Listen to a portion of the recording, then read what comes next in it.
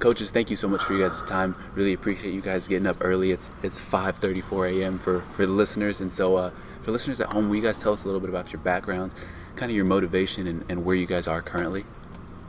I'm Klaus. Awesome to be here. I'm excited. These great coaches came through the podcast before, and I don't know, it's just cool to share and excited to, get a good conversation going. I was born and raised in Brazil and been in the U.S. now for about 12 years, and just living the strength and conditioning life for a while now. Quite interesting. Stops, was in Canada before, and then Tulsa, Oklahoma, and then through some other stops, Auburn, Alabama, and then now Denver. I'm the assistant strength and conditioning coach for them. So it's been very interesting. Yeah. Coach Eichenberger, will you speak a little bit on your background, kind of your upbringing and how you got into this? Yeah, this is my 9th season with the Denver Nuggets. I was the assistant for 6 seasons, and then I took over for the last 3 seasons. Okay. Came back from not liking to lift as a strength strength conditioning background. Went to college, played basketball. At that level, we didn't have a strength coach. Okay. So that's where my passion started growing. Teaching the guys and talking to the guys about strength and conditioning, because I was the guy that lifted consistent and saw the results and saw that could benefit us. So that's where even with my sister back in Brazil, I'm also from Brazil, where she would wake up every day at 4 a.m. to swim, to train swimming. Wow. Where she was at some point trying for the Olympics, which is very, very hard. And some stuff happens, in our family, and I would go and support her. I'll go and stay in the weight room. I'll go, and even though I was young, did a little bit of strength conditioning. But I was involved with athletics. And after playing basketball, it's like I want to still be involved with basketball, and I'm not good enough to make my dream happen, which is playing the NBA. So how can I be in the NBA? Stay connected, And strength conditioning was a route that I found that I love it, and I could be connected with the players. So, after school, I went to an internship in Las Vegas to train with basketball players, and then after that, I started working as a performance coach, and then Denver Nuggets. Then here you are. That's awesome. So. Okay. Coach Souza, will you tell us a little bit about, some of your college experience and how that's affected you now, and what you've been able to kind of extract from that and bring to the NBA? So I got my undergrad done in Sudbury, Ontario, in Canada, at a university called Laurentian University, and that was my sort of introduction to strength and conditioning. There was a gentleman out there that I started shadowing. He was great, and it was one of those things where I'm like, I watched him work, and I was like, dude, I kind of wouldn't mind doing that for a living one time, And he was more on the personal training route, and then later on, the business kind of expanded a little bit, working with teams and all that stuff. So that's kind of when I guess I first caught the bug. And then after a few years doing that in Canada, working alongside with him, I was like, okay, I think I need to move down to the U.S. or try to make a move, right? And then so my first thought was an internship, summer internship at Samford, which is in Birmingham, Alabama. That was my first exposure to Division I athletics, so to speak, and that changed my world. It's like Coach Ryan Davis at the time. He's at Maryland now. He's the one that gave me the shot, and very grateful for that. And from that summer, I got a GA spot, at the University of Tulsa. With, at the time, it was Coach Adam Davis. And then the GA grind started. It was awesome. It was good times, and then I was exposed to so many different sports. Football, throwers, golf, tennis, and as a GA, they gave you so much to work with that it was funny. Like athletes would be like, "Are you a GA?" Because you're running around and you're working all the time, and it's like they're like, "Oh, they saw us as full times." So that was very rewarding. And then from there, I got a part-time gig with a WNBA team. Okay. Which was the Tulsa Shock at the time. Okay. Right? Yeah. And then after the season was over with the Tulsa Shock, we move over to the franchise gets bought out to move to Dallas. Yeah. So they invited me to come with. Okay. At that opportunity, I'm like, okay, I have some free time on my hands. That's when I started volunteering with the Mavericks. Okay. That's when I met Felipe. Okay. Through one of the conferences, and then after 6 months in Dallas, this opportunity with Auburn University came, which was my most recent stop, and then was there for almost 4 seasons. Okay. That's awesome. Then from there to the Nuggets, but it was one of those things where I'm like, I always wanted to work in the NBA. Mm-hmm. I had this an underlying dream. Yeah. But it was funny because when I stopped really thinking about it, it happened. I kind of I was like, oh man, I'm good. I'm like, I enjoy Auburn. Mm-hmm. I love working for Coach Flo and the school itself. Yeah. And it's just one of those things where I'm like, I don't know, suddenly opportunity came and kind of changed life a little bit. That's awesome. And that's, they say that luck happens to those that are most prepared, right? So, I guess. Yeah. So that's really awesome to hear. And then kind of switching over, Coach Felipe, will you kind of talk about your training philosophy, kind of coming up and kind of now, what that looks like? Yeah. I mean, I work under the former strength coach for the Nuggets, and he was there for 20, 21 years. Okay. For 6 years. Wow. So his philosophy was a very interesting philosophy, where I didn't pick it up at a time. It took me 6 years to learn what exactly we were doing. Yeah, and even if I still there and he was still there, it would take me 10 years. Yeah. But the main thing that I learned from him is your philosophy has to come with passion. It doesn't matter what you do, you have to be passionate in what you do. Yeah. And strength conditioning, even more in strength conditioning. Yeah. Because we were talking about Claus and I last month. We're sitting with one friend of ours, and we were discussing about strength conditioning, the job or coaching. Yeah. And it's only 50 years old. Yeah. It's wild. If you really think about any other profession, it's hundreds of years, exactly. And strength conditioning is 50 years old. So it's a brand new job, it's a brand new position out there.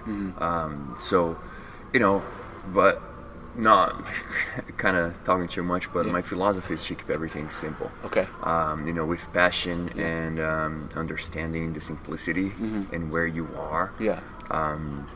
Keep everything simple. From I tell Claus all the time, it's like, hey, we push, we pull, we squat, we hinge, we're gonna keep it simple. Right? The basics. The basics. I mean, from I've been in the job for 8 years, about 10 plus years, and that is very interesting because I think in my mind it doesn't matter what your philosophy is, it doesn't matter who you are. I always ask why. Why are you doing this? Why are you doing that? And another thing is that I think happens a lot in strength conditioning departments of strength conditioning in the world. Is I learned this myself. Just don't judge anybody else's program. You know what I mean? You never know the situation. Know what they're doing, Exactly. And if you for example, I've seen before people do plyometrics, 40-inch jumps with players before the game. I'm talking about 20 minutes before the game, and I'm like, are you serious? I would never do that to my athletes. And then I learned that there's a purpose. If there's a purpose, that's something. So instead of just being like, oh, I will never do that, try to understand why. Try to approach that coach, be like, hey, why are you doing this? It might open your world and your make you learn something new. So, but my philosophy is have passion. Keep it simple. Make it fun. And work. Love what you do. It's funny because even before we actually got into knowing each other on the professional side, we were just staying in touch. Right. As two fellow Brazilians in the U.S. working with strength and conditioning. But a lot of what he just talked about was everything that we were instilling in Auburn. Yeah. You know, and it's funny, I'm going to use social media as a reference, but like you guys go back on some of the stuff we posted, it was always about fun games. It was always about kind of bringing passion to what you do every day. And like if you talk to me about strength and conditioning any other time outside of, let's say, this podcast, you know we're going to be talking about the primal movements, right? The pushing, the pulling, the carrying, and all that stuff. So it's funny because we started working together and we realized that we do see a lot of eye to eye in terms of philosophy. So that's really cool, and that kind of goes back to, you know, principles, you know, just principle-based programs. You know what I mean? And it's really interesting to hear you guys at, you know, even at Auburn at a very high level, and now at the Nuggets at a very high level. A lot of college strength and conditioning coaches think, you know, we talked about this a little bit beforehand, that things need to be super strict and stringent, and it needs to be more of like a dictatorship versus like a partnership, right? But I think the things that you guys are talking about is terms of like, you know, principles. But it's also got to be enjoyable, right? Like that's what matters, and that's what's gonna contribute to that long-term like athletic development, even at this level. Because a lot of the people that you work with, some of the guys are fairly young. You know what I mean? So you're still doing some development at that level, and so if they don't like it, that's a problem, you know? So that's really interesting to hear. And over the years, I find that the athlete's level of stress has increased. For some reason, society just gives you this like more problematic outlook on things. And I'm speaking specifically from my time at Auburn, because I haven't been with the Nuggets long enough. But, you know, I also know that these guys are under stress. You know, from agents to contracts to relationships. Those things are also in a different scale imposed at Auburn. So always the goal was like, okay, coach is mad at me because I'm not playing well, or my grades are down, or my parents are not satisfied because I'm not getting enough playing time. So you deal with all those things. They're not really related to the weight room, but you should take them into consideration. They play a role, especially when you're programming stuff. And then how do you get the buy-in in the weight room? You want that experience for the athletes to be enjoyable, period. Most definitely, So I personally think that those are things that you really need to keep in mind. You know, make it fun, make it interesting. Kind of, it's a partnership and not a dictatorship, kind of like you mentioned earlier. No, I love it. Okay. And then kind of moving forward into more application of the training, right? What, generally speaking, what does the kind of in-season versus off-season plan kind of look like? I mean, jump in here, Claus. I mean, you know, Claus haven't been in the NBA or with the Nuggets for a long time, but he brings a different perspective that opened my eyes to a lot of things. That's the reason I hire him. I asked him to be here with me. Because I want it to be different. And there's a lot of other things I can do that he can do that I can't do. You know, so but off season versus in season in the NBA, it's very, very interesting. Where, you know, as soon as, you know, last year we went to playoff second round, game 7, amazing run, you know, young guys, but as soon as that game was over, we lost. The next day, half of the team was away. Half the team was gone. You know what I mean? Well, I'm we had an exit meeting. For sure. Showing the player, but right after that, the guys were rushing. Like, hey, I have a flight home. Get out when you can. You know, I mean, that's like the pro life, where every person went to their hometown, different countries, different cities. Nobody lives in Denver. So there's the challenge, you know. I mean, that last touch that I tell the guys, like, hey, here's the goal that I want you to work this summer. So each guy has their own goal, and I try to talk to your strength coach because they always have a coach back home, right? And I can't go shoot, you know, 17 different places to train every single guy. So the off-season training, it's like something that's just trying to figure out where I keep communication with the players all the time. But that's the time to get stronger. That's the time to really, you know, get in sync with your body. To create power, to create velocity. You know, all those things are done off season. You know, and you have to have the buy-in by the players. So that's the trust that Claus was talking about. You build during the season, you build over the years. Where in the off season you can pick up the phone and be like, hey, are you doing this? And they're like, yes, I'm doing this. Or they text you, you know, and be like, hey, I need, you know, my coach is making me do this. Is that okay? So that's the kind of the relationship you have to create with the players. But it's a little bit different than in season. Because in season, I believe that, like I said, keep it simple. Like, it's my philosophy. But the guys have to lift often, right? Am I saying like, hey, for like a young guy, you're gonna lift 7 times a week? I'm sorry. That might not be realistic in the NBA because if you really think about it, they are playing basketball. There's a lot of games, a lot of travel. And they have to develop not only their body, but they have to develop their game because they're not weightlifters, right? So, I mean, we do things where, you know, like off season. Let's go back a little bit. So, if like a development player come in, it's off season training and he's in Denver. So we're gonna work on power. We're gonna work on strength. I like to do a lot of triphasic training with the guys. For the first phase. The second phase go more basketball specific to a conditioning. And then transitioning to in season. We divide the groups in 3 groups, you know, which is like the development group, the stay ready group that we call, and the starters. Like, so those 3 groups are going to lift different. You know what I mean? A starter is going to be lift or starter conditioning, strength conditioning is going to be a lot different than the development guys. The development guys might play 5 minutes, might not play at all. The first group, the starter groups, they're playing 20, 25 plus minutes. So we look at us like, all right, we look at this data, it's like these guys are getting a lot of conditioning. How can we keep them healthy? That's the main thing. Development guys, it's like how we keep those guys, how to make those guys stronger and ready for whenever they have to step in, they're ready to go. Or in 2 years, they're ready to play, you know. The most important group is the group in the middle. That's the stay ready group. Because one player goes down, next one up. Next man up. So they have to be prepared.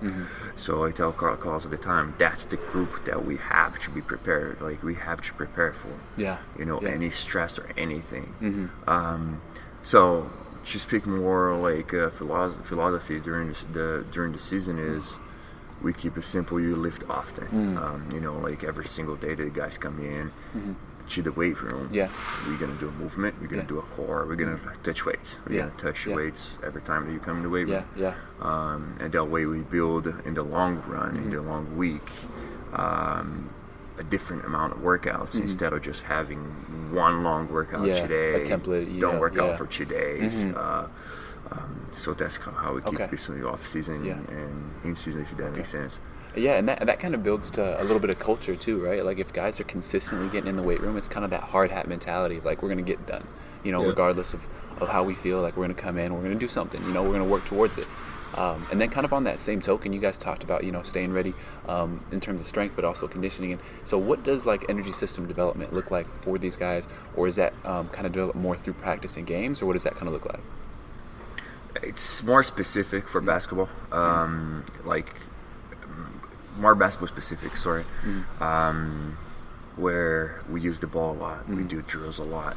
I try to match the load with the player development coaches. You know, I mean, basketball players, I don't know what it is, they hate the treadmill. That's one thing. That's like, hey, we're gonna run. I was about to say, So it's like, all right, we're gonna, you know, even that's the tough part. If you make it basketball, look like it's a basketball, they willing to push a lot harder than the treadmill. It's so funny. You just, again, it's like a trick, right? And it's managing people, you know. That's key skills. So. And you know, one thing I noticed over the years is people don't really, or basketball players in the NBA, they don't understand, or you know, they don't want to do it, but like how important the long endurance fitness is for them. You know, that aerobic capacity.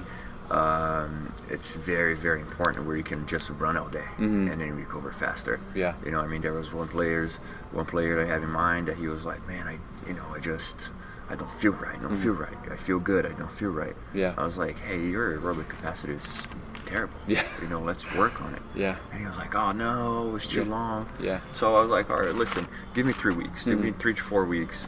We're gonna do this long duration. It's not gonna be fun. Yeah. You're gonna be, it's gonna work your capacity. Yeah. It's gonna suck. Yeah. Yeah. I promise you're gonna feel better. I mean, after like the 5th week, he was playing. He's like, man, I just feel like so much better, so much this and that. And I was like, well, that's kind of how it works. Specific for you. Yeah.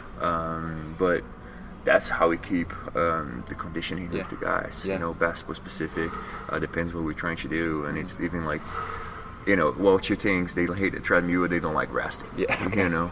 So like even yesterday, we were doing sprint training with one of our players. Yeah. And he'll sprint 100%. He'll come back. He's like, all right, let's go. And I was like, no. Yeah. This is not a conditioning They don't understand what a sprint really is. Yeah. Well, what we're trying to get to. They don't understand that you need to be fully recovered in between reps or whatever. So depending on what you're trying to achieve, of course. For sure. Okay. No, that's interesting. And then Coach Souza, at your kind of past universities, what kind of technology have you guys been able to implement, and how have you been able to help or kind of use some of that knowledge now? Yeah, this is a funny story. When I first got to Auburn, I had this huge list of like gadgets that I wanted. You know what I'm saying? It was like first big time job, a full time job, and I'm like, okay, I want all these things, Omega Wave, first beat, like I want to implement all this, and then certainly like I get like basically like hit in the face, and I'm like, whoa, these girls don't even like to lift. And now I'm asking them to be compliant with all this technology. So that was one of those things where I had to have like a hard look. And not trying to just keep up with what all the other coaches had, or like looking at people on social media implementing this and that. And then I'm like, I think I'm losing it here. You know what I'm saying? So that was my first like 6 months at Auburn, and I'm like, okay, well, screw any sort of technology. Let's work on getting everybody better in the weight room. Those big rocks. Like, can we do a proper push-up? Can we do pull-ups? Can we like squat properly under the bar? How's our technique? Like, how's the weight room engagement itself? Let me take care of that silo first, and then I'll expand into, high performance modeling or whatever you want to call it, right? In terms of application. And it's funny because at the end of the day, so I'm going to make this real quick too about that. But one time I had like this demo there, right? And I'm not going to say what school, and I'm not going to say what coach, but as I'm working on this product, right, the coach came by and it's like, I don't need that to tell me how to monitor my players, So that was one of those things where I'm like, well, I guess if it's coming from the top, can't really use this. So at that point on, I'm like, okay, like let me look at some of the more basic stuff. And it's funny because you master simplicity, usually you have higher chances to be successful. And that's what it was. It was funny, all my years I like technology. I don't necessarily use it just to use it. I always start with an end in mind. Gotta have purpose. And it's funny because one of the biggest technology pieces that I used was social media. Which is posting about the players, giving them shout outs, and then trying to, like, through the phone, educate them. So let's say on Mondays, I would text the girls about staying hydrated. Send them a quick little handout or emoji or something. On Wednesdays, we would talk about nutrition. So between the trainer, myself, and our nutrition team in Auburn, we would send them a little something about food. And on Fridays was always about sleep or stress management.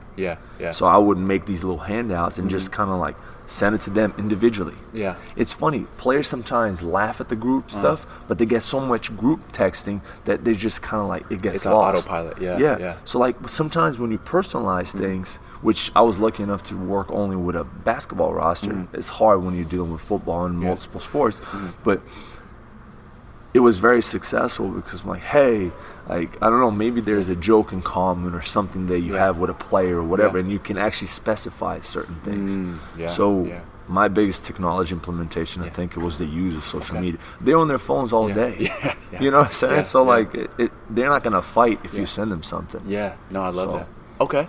And then, Coach Eichenberger, speaking on that, right, what kind of technology, or what does that look like for you guys right now? We use a good amount of technology. I mean, Claus makes fun of me that I like technology too much because I try to just buy smart boards from all those things. He loves that stuff. You know, but so we have a player tracking, like a GPS system. We have, we keep simple with RPEs. We use the Gym Aware. We start using the Gym Aware with the guys. Those are the things that we bring it in as a load. You know, we use the GPS a good amount. You see, that helps us on that aspect that you talk about. Energy systems, right? Yeah. We can look at it as like, okay, this guy, average speed is this speed. So to train him, we gotta get you that speed, or we gotta get you the time that he spent at that speed.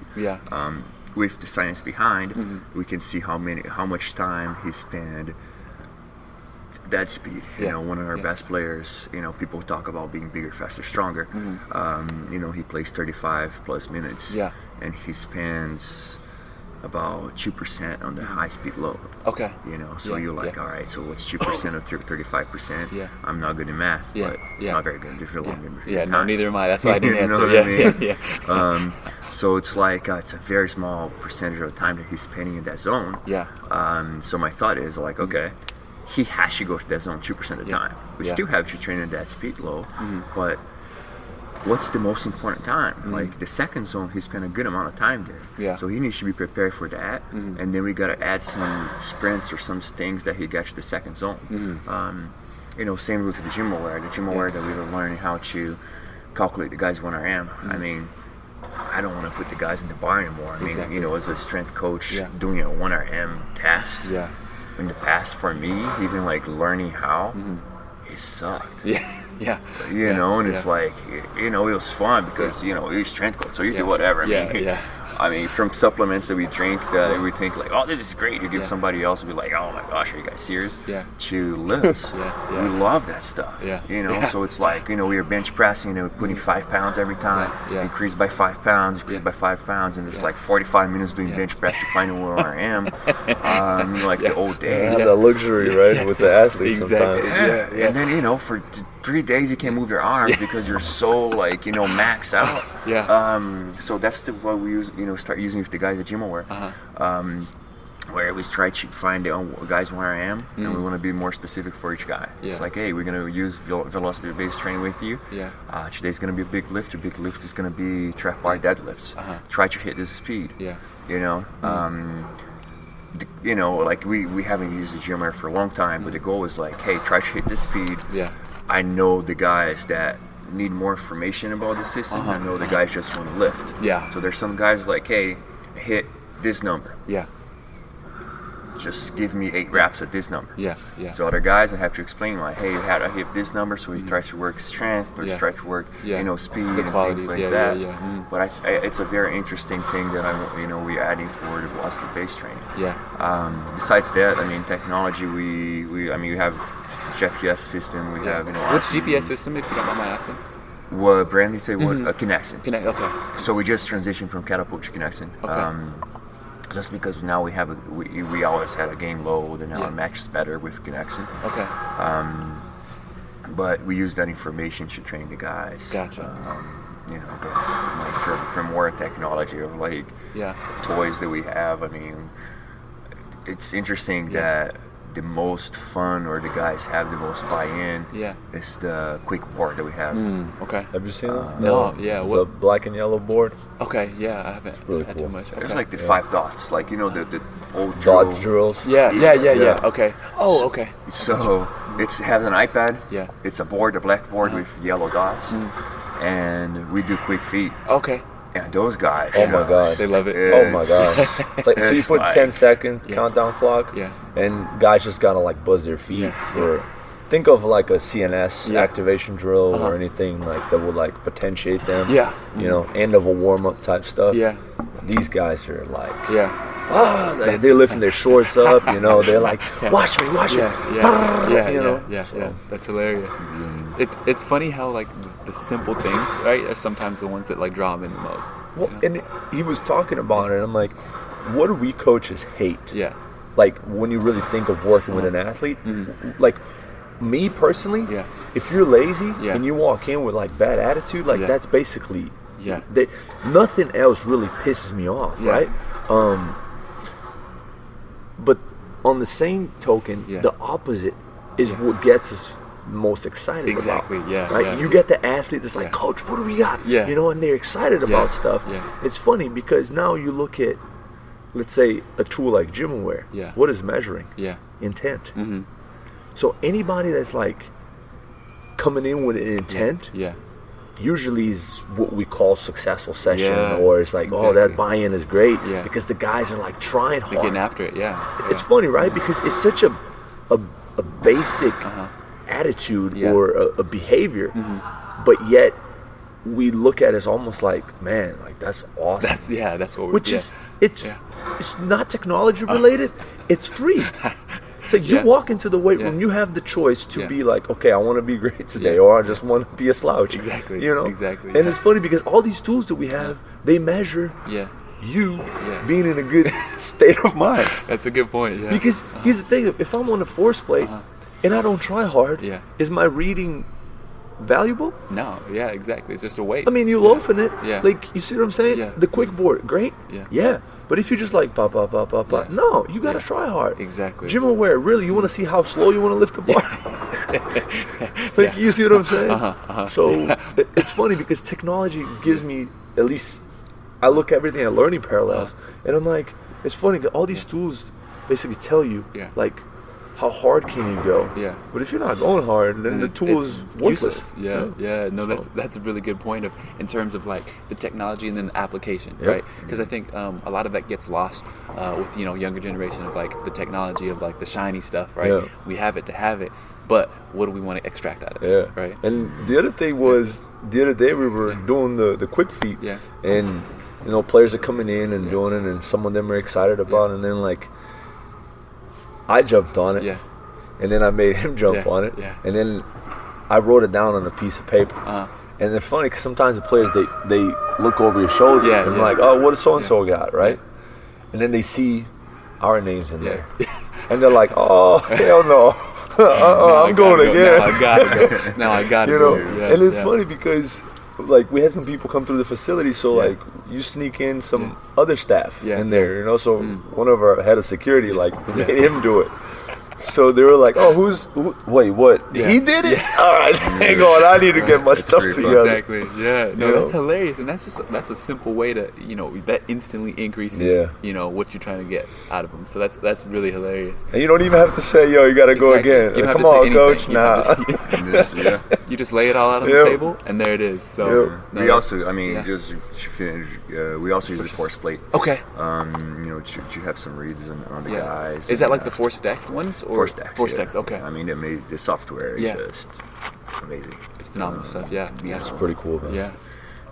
So we start looking at these data, and it helps us. But like we were saying, know why you were using. Now we just did a hydration test with the guys, so there's a lot of stuff that we've done.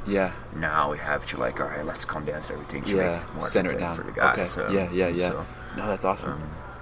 But from the quick feet, force plate, whatever. Technology is there. But, It's how you intelligently apply it. Exactly. Right? Yeah.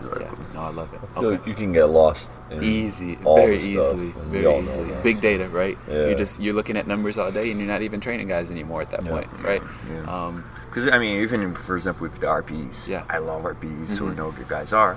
Yeah. My problem with RPE is in at that level. I mean, I don't know if we ever train a guy to a 10. Yeah. So if you asking me from 0 to 10 how you feel after yesterday's session or how hard it was this session, and he's telling you a 7, and you're looking at the guy, he's like laughing and just doing extra things on the court. Yeah. Like, was that really a 7? Exactly. We had some guys doing a 9 because they have different things perspective, like different things in their lives. Problems or whatever it was. Yeah. And then they give you a 9, but like they're shooting, they're sprinting, and they're doing everything after. I was like, hey, if it's a 9, it should be dragging. You should probably relax a little bit. Yeah.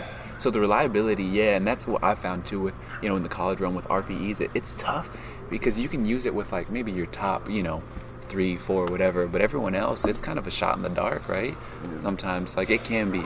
There's such an educational piece there. Exactly. Over time, understanding and their perception of stress, which that's what RP is. But it's like if they're in a bad mood, it's usually low. You know what I'm saying? Or they'll just say a number. Exactly. So it can go. Yeah. So you really have to be in tune, I guess. That's the part of like how connected are you with the team, with the guys, you know what I mean? How well have you instilled that culture or that education where you can actually trust that number? And it's like, okay, it's not just I heard the other guy say it, so that's what I said. No, yeah. And I was reading a book by Fergus. He's we were talking about how we talk about technology and it's great to implement. Yeah. But we all have it. Yeah. Like at this level that we are, for example, it goes back to this player is not more in shape than your player. Yeah. It's just a different player. For sure. For sure. At this level, at the NBA at least, it's like the percentage of change, the percentage of like how good a player is versus another player, the same position, it's very, very small. Yeah. They wouldn't have made to this level if they're not good enough. Exactly. So we don't have to think like, as a coach or this guy's just out of shape. Yeah. And it's like, well, is he? Yeah. That guy might be just better than this guy, And he was like, well, this guy's not going 100%. And it's like, well, that 100% guy, you compare to what? You compare to himself? His 100% might not be. It's not the same. It's not going to be this guy. So we can we can show the technology to the coach and kind of explain to that if they buy in. But it's like you gotta. I don't know if I'm making sense here, but no, I get you. Yeah, it's like everybody has the technology. And as soon as the ball goes up, it's a chaotic event. So if you have technology, if you did condition, whatever it is, it kind of like it helps. But you can't control every single thing. There's a lot of factors. Yeah, there's a lot of factors. So it's just you can't just boil it down to like they're going to perform better because we did this with technology. Marginal gains, man. Exactly. Exactly. At the end of the day, those guys are who's a better PhD in their sport. Yeah. So you're a better basketball player that night. You're going to probably come out successful. Exactly. No, that's a good point. And then on that same token of training, right, we talked a little bit about the structure and everything. Is there anything difference in terms of training as far as like bigs versus guards, or what does that kind of look like? Yes. Okay. That goes back to I see by group. Yeah. But like bigs versus guards is just different position. I mean, people just say like, well, post players are just slow and there's they have to run more or whatever it is. Yeah. If you see a player like a post player in the NBA, they're compared to a guard. Yeah. It's pretty difficult. Yeah. Because I mean, if you're a basketball player, you have to be running rim to rim. Yeah.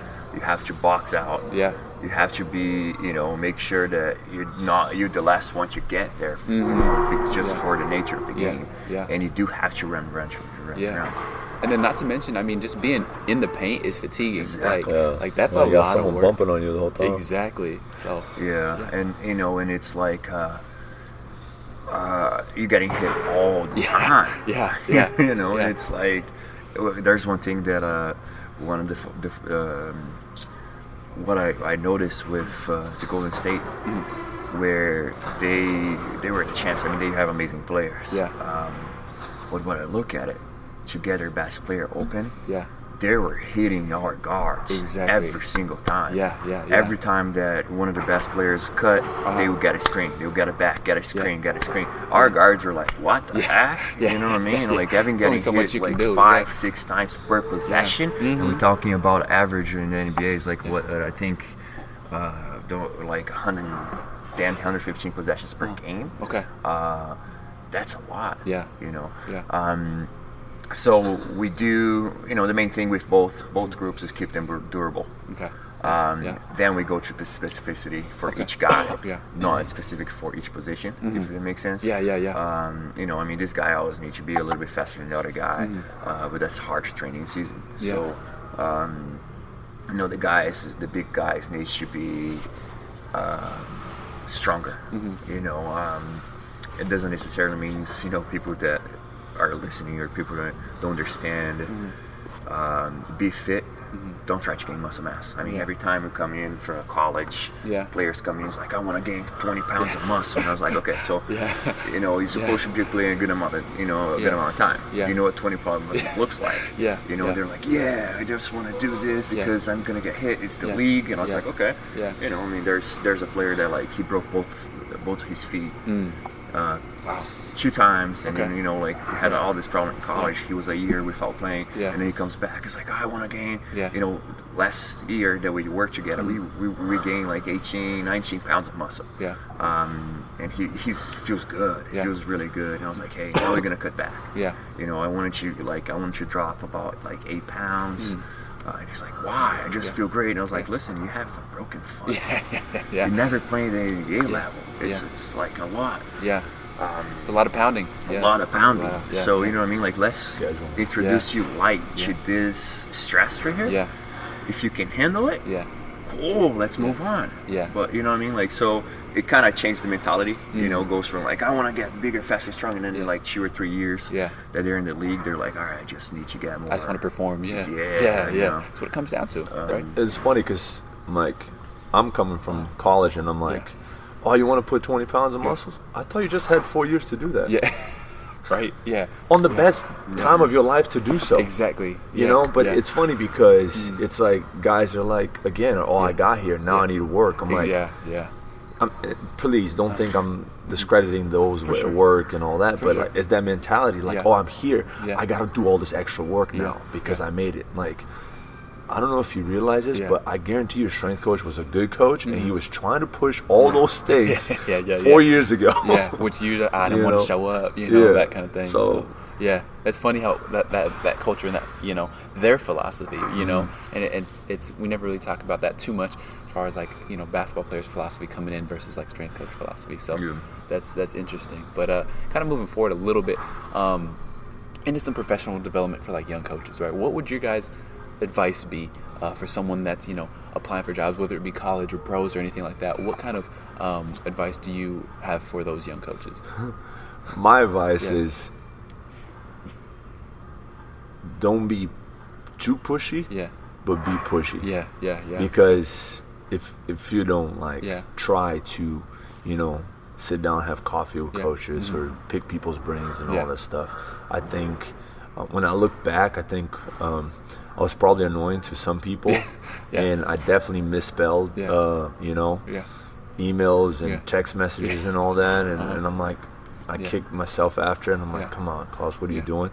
But at the same time, I also feel like I had a little bit of stubbornness to hey man, how's it going? Like, can we, get a coffee this week? Oh man, sorry, busy. And the next week it's like, hey, how's this week looking? I feel like terrible, but at the same time I was like, I mean, if you don't ask, you never receive. Exactly. And I want to do it. So I think it's finding that balance where you're not completely written off like man, this dude doesn't leave me alone. But at the same time, it's like, and being professional. For sure. I think it's funny because it's just like completely like, arguably like, like you can't really quantify any of this. It's almost like a social intelligence, I call it. And I guess like that to me was, when I look back, I'm like, I think I was good at that. And not being a complete like pushover, but at the same time, I'm like, hey, you know. Making yourself known. And then of course like read books, do all that stuff. I mean, that's the given. You know what I mean? I feel like at this point, so it's the other stuff, I think. But yeah, Coach, what do you think? I mean, going back to what Claus said, the reason I got this job was because I called the former strength coach 2 times a day for like over 3 months. Okay.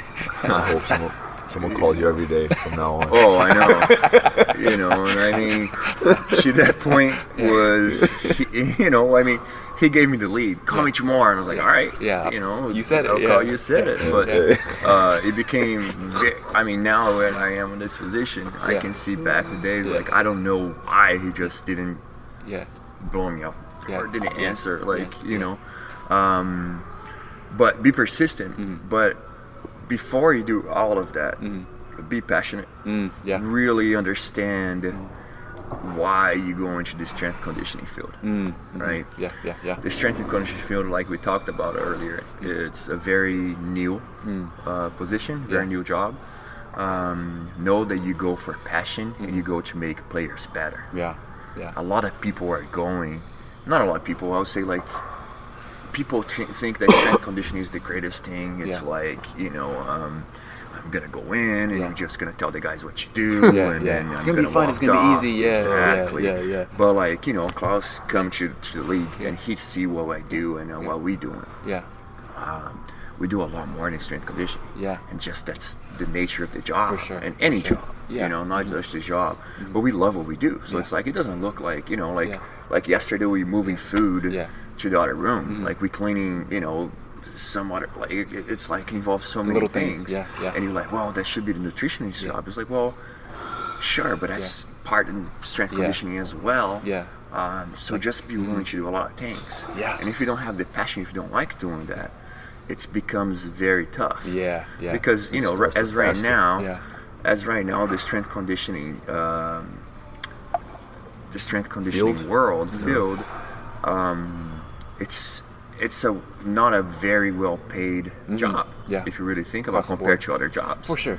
You know, I mean, even when I first started, I met my girl and she's looking at my sauna. She was like, "Hey, wow." You know, I thought, you know, hey, you sure want to be a strength coach? You know what I mean? No, she literally say like, "Hey, there's a lot of stuff in the world that you can make for the salary you're making." And I was like, I just love what I do. And she was like, you know, and she's like, I love you. Like, you know, I love your approach. I love that you love what you do. So, you know, just be passionate. For sure. And like, you know, going back, she like ask why you want to go in this world. Don't judge strength coaches. Learn from them. Don't judge. That's my biggest thing. It's easy to judge. Exactly. You know, don't go to like somebody else's program and think you know it all. Like you don't. Just understand why. It's like, oh, this guy, you know, the science say do your plyometric work first, and then the guy, you know, go and do a heavy lift and then he's doing plyometric work after.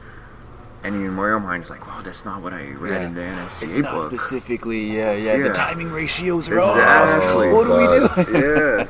So it's just like, well, think about it, ask why, and go ask. You know what I mean? Like, why are you doing this before? Or that's very interesting. And, you know, to the point where you love what you do, and just like what Claus did, you know, invite every single coach to a coffee. It's great. But at the same time, I know Claus, I know where he's coming from. So I know that was a good thing for him. But don't invite coaches for coffee to always try to gain something back. Try to give something. And try to understand and really listen. Because I drink coffee with players or strength coaches that they think they want to ask you questions, but they talk the most. And you're like, well, you know, what's my point here? You want to talk about yourself more than listen? You know what I mean? So like, I really like this program. Exactly. Go with an open mind where you're not trying to get a job. For sure. You know what I mean? That's what. That's one thing that you know is great about Claus. That's why, you know, we made a connection. I know that he was approaching, maybe in the back of his mind was like, man, if I do this, I might have a shot at this job. But his approach never felt that way. I always felt like, how can I learn? How can I help? What can I do? How can you make me better? And he would sit back and listen. You know, it goes a long way. I love it. Goes a long way. Just sit down, listen. Truly ask questions because you want to know. Don't ask questions to sound smart. You know what I mean? It's gonna change your life. No, you know what I mean? Like a lot of people's like, well, you know, I know this system, this and this and this and this. It's like, well, that's not a point. You know what I mean? Like, it's cool, but like, if you're asking me a question, really be willing to learn and to listen. You know, so. I love it. People get distracted easily, and then they just kind of the active listening is just not there. You know, it's kind of like they're looking at you, and you know they're already thinking what they're going to say next. And I'm like, oh, that's crazy. It's a headache. No, I love it, and I mean, this has been fantastic, but we're running close on time here, so to kind of close this thing out, how can people kind of reach out to you guys, follow your journey, or what's the best way to, you know, just kind of stay, kind of follow you guys? Social media. Social media? Yeah. I mean, I'm very open about the stuff that we post. Okay. I spend a good amount on it. And it's just like, I love to chat and, you know, exchange ideas back and forth. Like Felipe just said, just learn. So I love it. That's okay, and what's that handle for social media? Dude, that's gonna be a good one. Klaus Antunes. Okay. My first name at the beginning of my last name. Okay. So but there it is. There's you'll find someone that knows me. Yeah. Fantastic. Coach Felipe, how about for you? Social media, email. My email is Felipe, Felipe .Eichenberger, EICHENBERGER @nuggets.com. Social media is at Eicbra. It's my last name, but it's Brazil. That's the best way. Just keep in touch, and like, you know, Claus say, we post enough, but we don't post a lot. For sure. But you know, we always in touch. I mean, I always have questions weekly, and you know, a lot of things. Fantastic. Awesome. Well, coaches, thank you so much. This has been fantastic. Really fun conversation. And, you know, looking forward to connecting again soon in the future. So. Awesome. Sounds good. Thanks for having me, man. Yeah, thanks for having me.